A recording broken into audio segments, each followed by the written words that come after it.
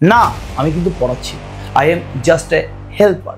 আমি কিন্তু হেল্প করার চেষ্টা করছি, বিকজ হয়তো এই বছরের পরে আর পরীক্ষাই হবে। এবার আমি যদি বলি যে 1 এবং 1.0 মধ্যে পার্থক্য, তোরা বলবি যে আপনারা বলবেন যে কি কথাবার্তা বলছে ভাই, এই 1 আর 1.0 মধ্যে কি করে পার্থক্য থাকতে পারে? 1 মানেই 1.0, কিন্তু ইচ্ছা করে মাঝে মাঝে যে 1.99999 কে আমি 2 লিখে দিই। তাহলে এই যে ইচ্ছাটা কিন্তু আমরা আলটিমেটলি রাউন্ডিং অফ বলে একটা টেকনিক আছে, এর সাহায্যে করে দেয়। কিন্তু আমি যদি বলি dydx equals to 0.2 into e to the power x by 1 plus আমার মাথার square into cos square x plus sine square x, তাহলে কিন্তু প্রবলেম হয়ে যায়। তো দুধের স্বাদ তোমাকে প্রত্যেকবার ঘোলে মেটাতে হবে। আমি সবার জন্য বলতে চাই, এই নিউমেরিক্যাল অ্যানালিসিসের পুরো জিনিসটাকে, পুরো কনসেপ্টটাকে আমি যদি এক লাইনে বলতে চাই, তাহলে আমি একটা লাইন বলবো যে নেই মামার চেয়ে কারণ হবে।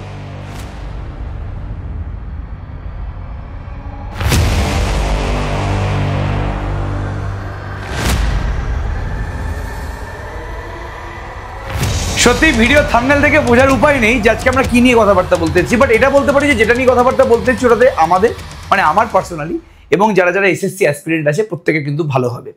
আচ্ছা, নিজেকে আমি এসএসসি অ্যাসপিরেন্ট বলছি না, তার কারণ হচ্ছে আমি এসএসসি পরীক্ষা দিচ্ছি না। তো না দেওয়াটা কোনো বড় কৃতিত্ব না, আমি জাস্ট দিচ্ছি না আর কি। আমার মনে হয় না যে এই এক্সামটাকে আমি ডিজার্ভ করি। যেহেতু আমি এই এক্সামটা যদি কোয়ালিফাই করেও যাই বাই চান্স, তাও হয়তো আমি এই এক্সামের পরে আর চাকরি বাকরিতে জয়েন করতে পারবো না। বাট তাই জন্য কিন্তু আমি এই এক্সামটা দিচ্ছি না। বাট আমি দিচ্ছি না মানে এটা না যে আমি যারা যারা দিচ্ছে তাদেরকে একটু হেল্প করতে পারবো না।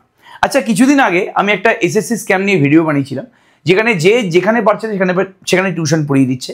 এবং আমি নিজের কথাবার্তা বলেছিলাম যে আমিও কিন্তু পয়সা নিয়ে টিউশন পড়ানোর জন্য এলিজিবল না এই মুহূর্তে দাঁড়িয়ে, যারা যারা এসএসসি দিচ্ছে তাদের জন্য।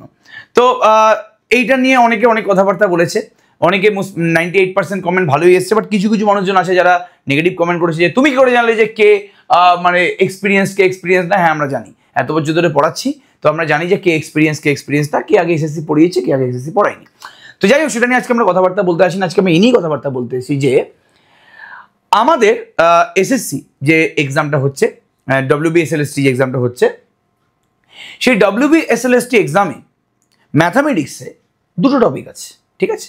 একটা হচ্ছে আমাদের নিউমেরিক্যাল অ্যানালিসিস এবং একটা হচ্ছে কিন্তু মেকানিক্স। দুটোই কিন্তু আন্ডার গ্র্যাজুয়েট, পোস্ট গ্র্যাজুয়েট দুটোতেই কিন্তু আছে, মানে 9, 10 এবং 11, 12 দুটো ক্ষেত্রেই কিন্তু এই দুখানা টপিক আছে। তো আজকে আমি একটু নিউমেরিক্যাল অ্যানালিসিস, যেটা 9, 10 এবং 11, 12 মানে আন্ডার গ্র্যাজুয়েট, পোস্ট গ্র্যাজুয়েট দুটোতেই আছে, তার সিলেবাসটা নিয়ে ডিসকাস করছি। এবং সেই সিলেবাসটা নিয়ে ডিসকাস করার পরে আমি বলে দেবো যে আজকে আমরা কী নিয়ে মেনলি কথাবার্তা বলতে এসেছি। একটা কাজ করি, আগেই বলে দিই। তো আমরা ডিসাইড করেছি, আমাদের পুরোপুরি টিম ডিসাইড করেছে যে বিনামূল্যে যদি আমি যে এত বছর ধরে ম্যাথামেটিক্স অনার্স পড়াই, সে যদি একটু নিউমেরিক্যাল অ্যানালিসিস এবং মেকানিক্সে এই যারা যারা এক্সাম দিচ্ছে এসএসসির, তাদের কোনোভাবে একটু হেল্প করতে পারি। কোনোভাবে হেল্প করা মানে কি, 4-5টা 10টা কোশ্চেনই করিয়ে দিলাম, 4-5টা থিওরি বলে দিলাম, 4-5টা কনসেপ্ট দিয়ে দিলাম নিজের মনের মতন। না, আমি কিন্তু পড়াচ্ছি না। I am just a helper. আমি কিন্তু হেল্প করার চেষ্টা করছি।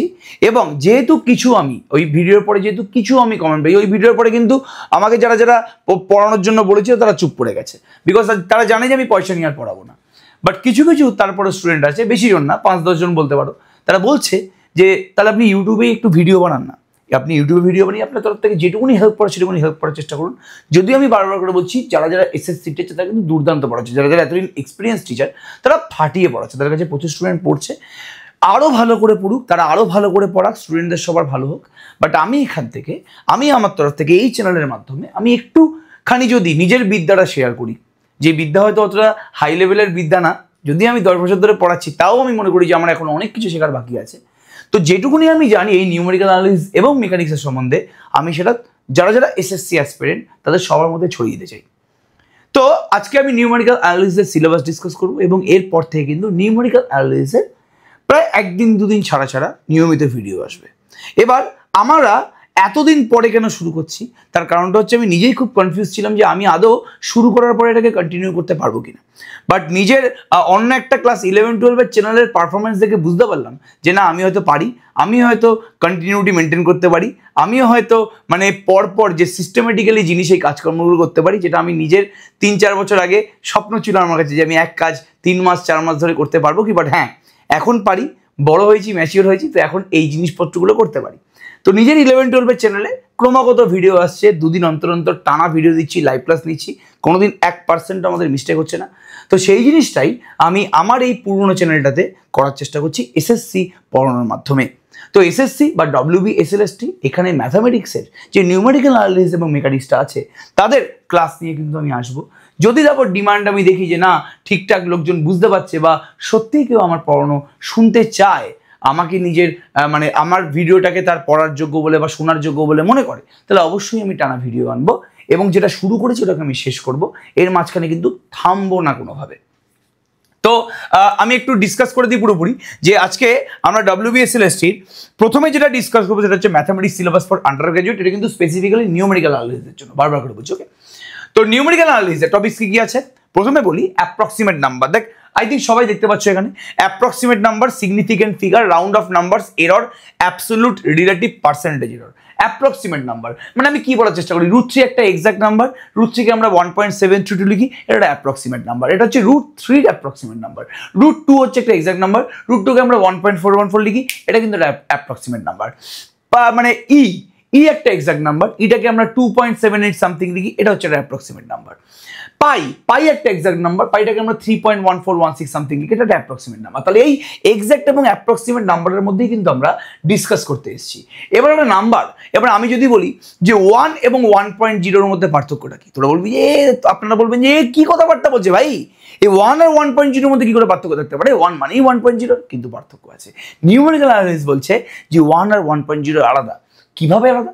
ভ্যালুতে আলাদা না, এটা ভ্যালু দুটোরই 1, কিন্তু 1-এ একটাই সিগনিফিকেন্ট ডিজিট আছে বা একটাই সিগনিফিকেন্ট ফিগার আছে, বাট 1.0-তে দুখানা সিগনিফিকেন্ট ফিগার আছে। তো আমরা এই সিগনিফিকেন্ট ফিগার কিভাবে সিগনিফিকেন্ট ফিগার একই দেখতে নাম্বারকে আলাদা আলাদা করে সমস্ত কিছু নিয়ে ডিসকাস করবো, চিন্তা করার দরকার নেই। রাউন্ড অফ নাম্বারস, ইচ্ছা করে মাঝে মাঝে যে 1.99999 আমি 2 লিখে দিই, ইচ্ছা করে মাঝে মাঝে যে 1.88 লেখা আছে 1.9 লিখে দিই, ইচ্ছা করে মাঝে মাঝে 0.99 লেখা আছে এটাকে 1 লিখে দিই। তাহলে এই যে ইচ্ছাটা কিন্তু আমরা আলটিমেটলি রাউন্ডিং অফ বলে একটা টেকনিক আছে, এর সাহায্যে করে থাকি। তারপরে এরর, ডিফারেন্ট এরর আছে, আমরা ডিফারেন্ট নিজের লাইফে ভুল করে থাকি, তাই তো? তো ভুলের আমাদের মাপকাঠিগুলো ডিফারেন্ট ভুল আমরা ছোটবেলা থেকে করে এসেছি। সেরকমই আমাদের ম্যাথামেটিক্সে এররও কিন্তু ডিফারেন্ট আছে, এরর অনেক টাইপ আছে। তো এররের টাইপগুলো হচ্ছে অ্যাবসলিউট, রিলেটিভ, পার্সেন্টেজ, এই সমস্ত টাইপগুলো নিয়ে কথাবার্তা বলবো, চিন্তা করার দরকার নেই। এতে গেলে আমাদের নাম্বারস এন্ড এরর্স, একটাই টপিক আছে আমাদের এখানে। নেক্সট হচ্ছে অপারেটর। ছোটবেলা থেকে আমরা ডিফারেন্সিয়েশন ইন্টিগ্রেশন করে এসেছি।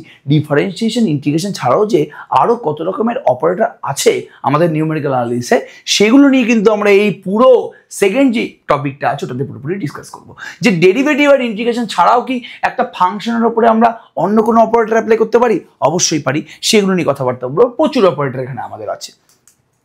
Next interpolation. সাপোজ আমি যদি বলে দিই যে f(x = x²) ফাংশনটা বলে দিলাম এবং বললাম যে 1, 2, 3 পয়েন্টে তুমি ফাংশনের ভ্যালু বের করতো, তাহলে তোমরা f(x = x²) x এর জায়গায় 1 বসাবে, f1টা 1 হয়ে গেল, x এর জায়গায় 2 বসালে f2 4 হয়ে গেল, x এর জায়গায় 3 বসালে f3টা তোমার 9 হয়ে গেল। তো তোমাকে যদি ফাংশনটা বলে দেওয়া হয়, তোমাকে যদি ফাংশনের ডেফিনেশনটা বলে দেওয়া হয়, তুমি যে কোনো পয়েন্টে ভ্যালু বের করে দেবে। কিন্তু যদি ফাংশনের ডেফিনেশন না বলে যে বাবু 1.31 এই পয়েন্টে ফাংশনের ভ্যালু বের করে দেখি, তুমি তো প্রথম কথাটা গালাগালি দেবে যে ভাই প্রথমে তো জানি না ফাংশনের ডেফিনেশনটা। ফাংশনের ডেফিনেশন না জেনে আমি কিভাবে এই পয়েন্টে ফাংশনের ভ্যালুটা বের করে দিতে পারি? এই কাজটা করে ইন্টারপোলেশন। কিভাবে করে, কেন করে, সমস্ত কিছু নিয়ে কথাবার্তা বলবো, চিন্তা করার দরকার নেই।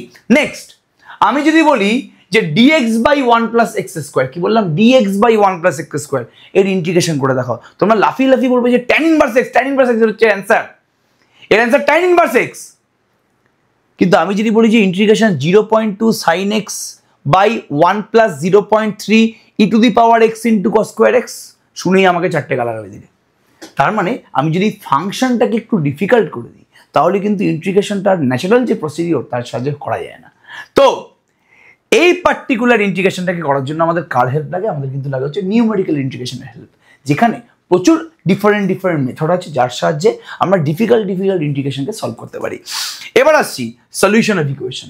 আমরা তো প্রত্যেকের রুট বের করতে পারি। আমি যদি বলি যে x² - 1 = 0, এই ইকুয়েশনের রুটগুলো কি হবে? তোমরা বলবে এটা কোনো কথা হলো, x² বাঁ দিকে 1 ডান দিকে, এক্স স্কোয়ার ইকোয়াস টু 1, তাহলে পরের লাইনে x equals to plus minus 1, তাহলে তো প্লাস মাইনাস 1টাই x square minus 1 equals to 0, এই ইকুয়েশনটার রুট। কিন্তু আমি যদি বলি যে sine x plus log x minus e to the power x plus 2 sine square x equals to 0, এর রুটটা বের করো, হ্যাঁ সেই একই আবার চারটে গালাগালি আমার দিকে ছুড়ে আসবে এবং বলবে ভাই এর ইকুয়েশনের রুট বের করা যায় নাকি? হ্যাঁ বের করা যায়।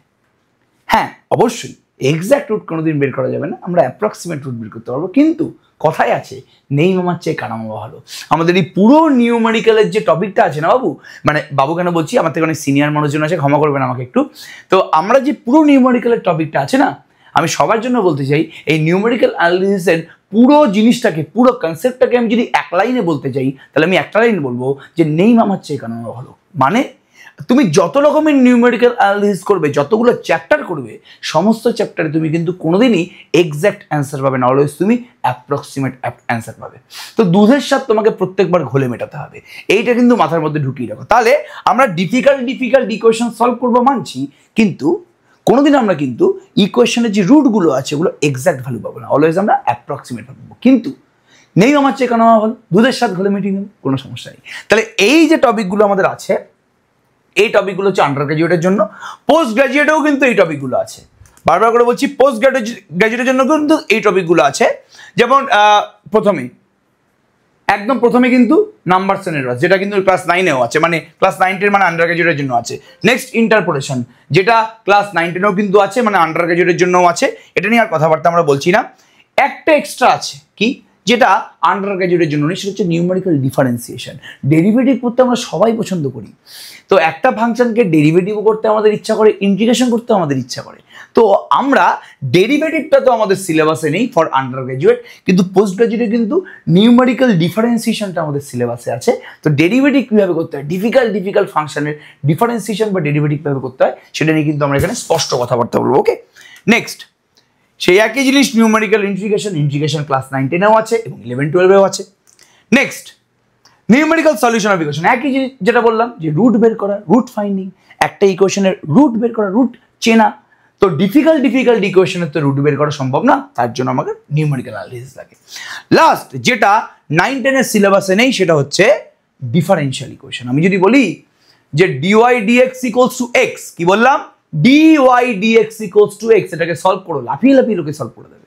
dxটাকে ওদিকে নিয়ে চলে যাবে, dy equals to x into dx, both সাইডে ইন্টিগ্রেশন করবে, y equals to x square by 2 plus constant, এটা সবাই জানে অ্যান্সার। কিন্তু আমি যদি বলি dy dx equals to 0.2 into E to the power x by 1 plus আমার মাথার square into cos square x plus sine square x, তাহলে কিন্তু প্রবলেম হয়ে যাবে। মানে ফাংশনটাকে, ডান দিকের ফাংশনটাকে আমি যদি একটু ডিফিকাল্ট করে দিই না, তাহলে কিন্তু চট করে আমরা কিন্তু আর ডিফারেনশিয়াল ইকুয়েশনকে সলভ করতে পারবো না। তো সেটার জন্য সেই একই জিনিস দুধের সাথে ঘোলে মেটাতে হবে। মানছি আমি এক্স্যাক্ট অ্যান্সার পাবো না, মানে ডিফারেনশিয়াল ইকুয়েশন যেভাবে সলভ করা হয় সেভাবে সলভ করলে আমি সেভাবে সলভ করতেই পারবো না। প্রথম কথা হচ্ছে আমার এটা, তোমাকে নিউমেরিক্যাল অ্যানালিসিসের সাহায্যে সেই ডিফারেনশিয়াল ইকুয়েশনকে সলভ করতে হবে। সেই ডিফারেনশিয়াল ইকুয়েশনটাকে সলভ করে কিন্তু আমরা কোনোদিন এক্স্যাক্ট অ্যান্সার পাবো না, অলওয়েজ আমরা কিন্তু অ্যাপ্রক্সিমেট অ্যান্সার পাবো। ওকে, তাহলে এই টপিকটা কিন্তু আমাদের এখানে এক্সট্রা আছে, আমি এইটুকুনি বলতে চাই। তাহলে এই দুটো টপিকেরই কিন্তু আমি ক্লাস করাবো, এবং প্রত্যেকটা ভিডিও আমার যেটা পার্সোনাল ইচ্ছা, জানি না কী হবে, ভগবানের ইচ্ছা কী আছে, প্রত্যেকটা ক্লাস কিন্তু 30 মিনিটের বেশি হবে না। তো 30 মিনিটের মধ্যে কিন্তু প্রতিটা টপিককে আমি শেষ করার চেষ্টা করব থিওরি দিয়ে, তারপর আমরা কিন্তু অঙ্কের দিকে যাব। যদি দেখি যে ভাল লাগছে, তাহলে অবশ্যই কিন্তু আমি লাইভ ক্লাসে আসবো, এবং সব কটাই কিন্তু হচ্ছে পুরোপুরি ফ্রিতে। আমি বারবার করে বলছি, সব কটাই পুরোপুরি ফ্রিতে। আমি কোনো নিজের জমি টমি তৈরি করছি না, আমি কোনো নিজের পরের বছর এসএসসি পড়াবো বলে এইসব জিনিসপত্র ভাবছি না, বিকজ আমার নিজের কলিগ এসএসসি পড়ায়, তার ভাত মারার বা তার সাথে আমার মানে কলিশন করার কিন্তু কোনো ইচ্ছা নেই। তো তাই জন্য বারবার করে বলছি, আমি নিজে যেটুকুনি পারি সেটুকুনি আমি দেওয়ার চেষ্টা করছি।